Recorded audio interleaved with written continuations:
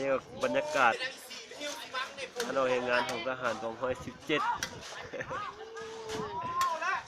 เรื่องความเบิกบานมวลซื่นหลายสหายมีความเอาหันต่อหน้าที่เรื่องงาน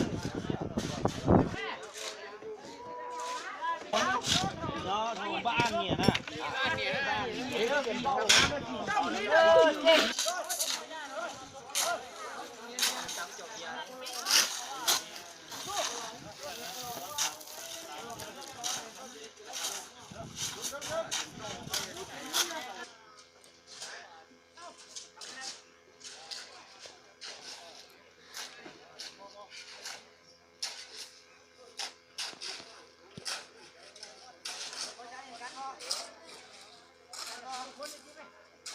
เทค้านไว้ใส่ซีมังงามซีมังแดงเดี๋ยวบททันเดี๋ยวบอกมา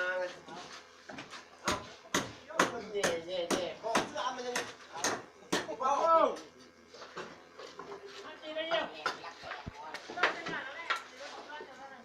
โอ้ย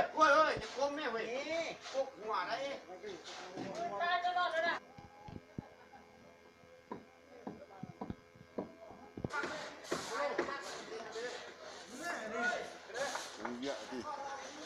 มาครับ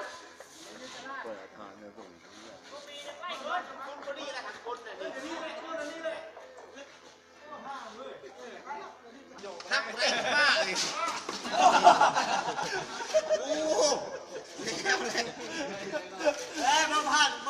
ทงานหน่อยบทนี้เขาบทไปไปสัญญาณนะเอาเนี่ยเอาเว้ย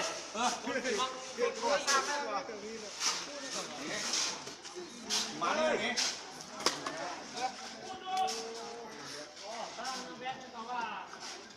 เอาเยอะแน่เนี่ยเพื่อน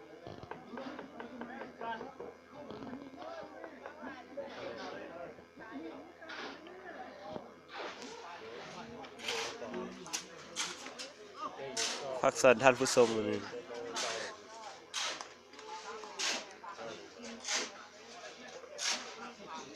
พักสอนปฏิบัติตัวจริง